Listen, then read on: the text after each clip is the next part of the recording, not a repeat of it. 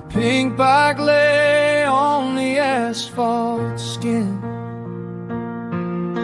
spinning wheels where the storm begins. January 13th, 1996, 3:10 p.m. Arlington, Texas. A little girl rides her bicycle under a pale winter sky, unaware that a black pickup truck is creeping toward her, and that within seconds. Her name will echo across the United States for decades.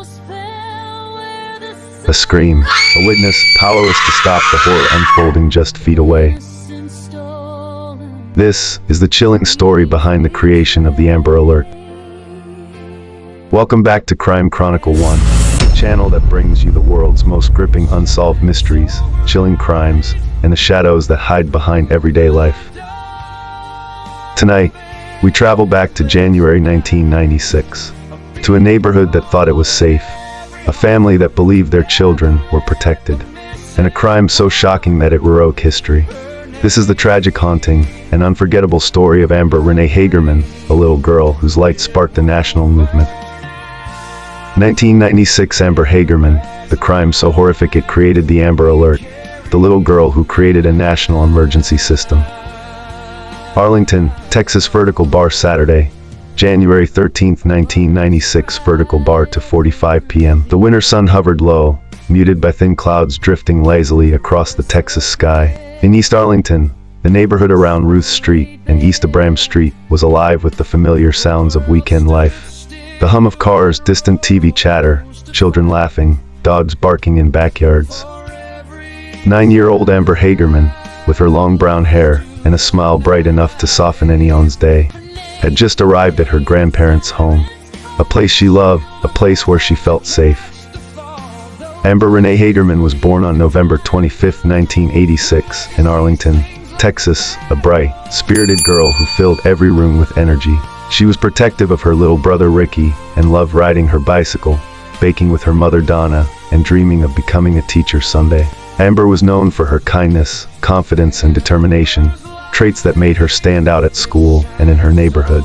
She adored spending weekends with her grandparents and enjoyed simple childhood joys, climbing trees, playing pretend, and chasing adventure. Her life was full of promise, innocence, and hope. At 2:45 p.m., she asked her mother, Donna, if she and her little brother Ricky could ride their bikes in the old Winn-Dixie parking lot just a block away. It was a spot kids had used for years, a place with wide open concrete and no traffic.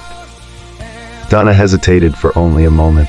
Amber was responsible, cautious, and aware of the dangers of the world. She was 9 but wise beyond her years. Be back soon, Donna said. Okay, Mommy, Amber replied, climbing onto her pink bicycle.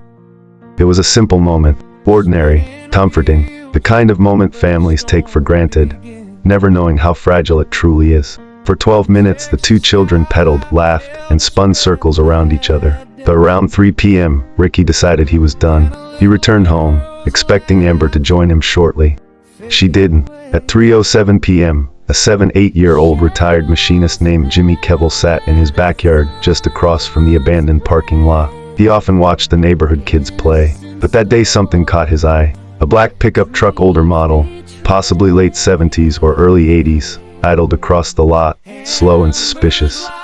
Jimmy squinted, uneasy. Amber rode alone circling the ramp of the old loading dock. She never saw the truck pull closer. 3:10 p.m. A scream naffed through the air. Jimmy snapped up. Amber's bike lay on the ground. A man, large, muscular, grabbed the little girl and wrestled her into the cab of the truck. Jimmy shouted but couldn't reach her in time. The truck tore off, tires screeching on the cracked pavement. He ran inside, dialed 911 with trembling fingers. They took her, he cried. A man, he took that little girl. The clock on Jimmy's wall read 3:12 p.m. to minutes that changed everything. 3:18 p.m. to 5 p.m., police arrived in minutes. Donna rushed from the house, frantic, screaming Amber's name. Officers fanned out, searching alleys, backyards, dumpsters, any place a child could be hidden. Neighbors emerged, shocked and terrified. Parents pulled their children inside. Federal agents and detectives were notified almost immediately. The witness report, white or Hispanic male, dark hair, 6 feet tall, in a black pickup truck, was broadcast across the city. But in 1996, there was no national emergency alert system for abducted children. No highway signs. No instant broadcasts. No phone alerts. All they had was word of mouth and luck. Donna's voice shook as she pleaded on TV. Please bring my baby back. Please don't hurt her. It was every parent's nightmare, and it was unfolding minute by minute. January 14th to January 16th, 1996. The search grew massive. Volunteers combed through fields. Police scoured creeks, drainage ditches, and empty lots. Helicopters circled the city. Over 7,000 tips flooded in.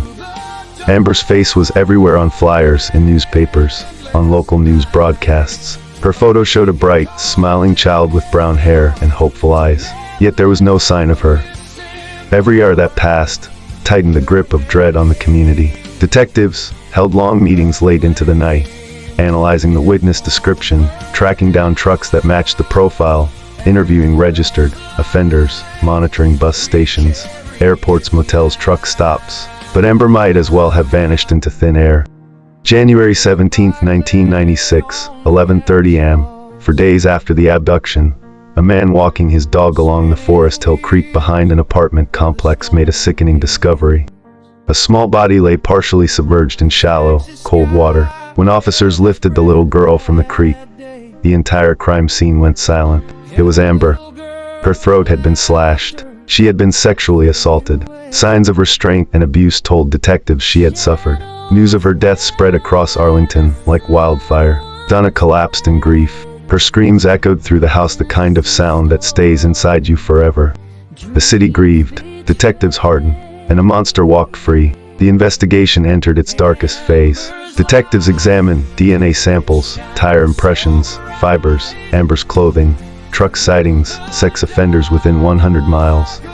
But the autopsy complicated everything. The killer had washed Amber, removing key evidence. Still, there were trace clues enough to build a small window into the killer's methods, but never quite enough to identify him.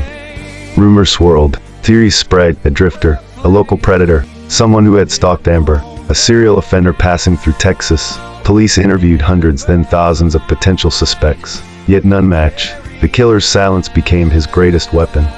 The voice that changed everything. Even as she mourned Amber's mother, Donna Hagerman refused to let her daughter be forgotten. Standing on TV with tears rolling down her cheeks, she said, "We need a way to tell people quickly, a way to warn them, a way to save the next child." And someone was listening. A woman named Diane Simone, horrified by Amber's story, asked a simple question: why don't we send the information to the public immediately? Break into TV and radio, put it everywhere. That idea became the foundation for what would soon change America. The birth of the Amber Alert. Over the months that followed Amber's murder, law enforcement agencies, broadcasters, and community members collaborated on a new emergency system. America's Missing Broadcast Emergency Response, named in honor of Amber Hagerman. By 1997, the first local Amber Alert program was created in Dallas-Fort Worth. By 2002, it spread nationally. By 2005, every U.S. state had adopted it. As of today, thousands of abducted children have been safely recovered because a terrified little girl's story moved a nation to action. Amber never came home, but her name saves lives every single day. The unanswered questions: despite decades of work, Amber's killer has never been identified.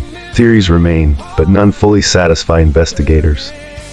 Key questions still haunting the case: why Amber? Was she targeted or chosen at random? Did the killer know the area or live nearby? How did he hide so successfully within minutes? Did he flee the city or stay silently among them? Did he continue offending, or did Amber remain his only victim? The case remains open. Police still receive tips, even now, nearly 30 years later. Every lead is investigated. Every name is run. Every black pickup spotted in an old photo is re-examined. Because justice for Amber is unfinished business. The ghost of Arlington. Today, the old Winn-Dixie parking lot is gone, replaced by homes and new life. But the memory lives deep in Arlington, in the neighborhoods where parents still warn their children, "Don't go too far. Stay where I can see you." Amber Hagerman became more than a victim. She became a symbol of a nation's promise that no child should vanish without the world fighting back. Her memory breathes life into every Amber Alert that flashes across a phone screen or highway sign. Each alert is a voice whispering, "Never again, not without a fight." Her murder vanished, her case remains unsolved, but her legacy reshaped America forever. Thank you for joining us on Crime Chronicle 1. where we shine a light on the stories that must never be forgotten. Tonight, we remembered Amber Hagerman, a little girl whose tragedy reshaped the entire nation. Her story reminds us that vigilance saves lives, and that even in the darkest moments, change can rise from pain. If you found this episode powerful, informative, or moving, please subscribe, like, and share. Your support helps us continue uncovering the stories that shape our world. Until next time, stay aware, stay safe, and stay vigilant.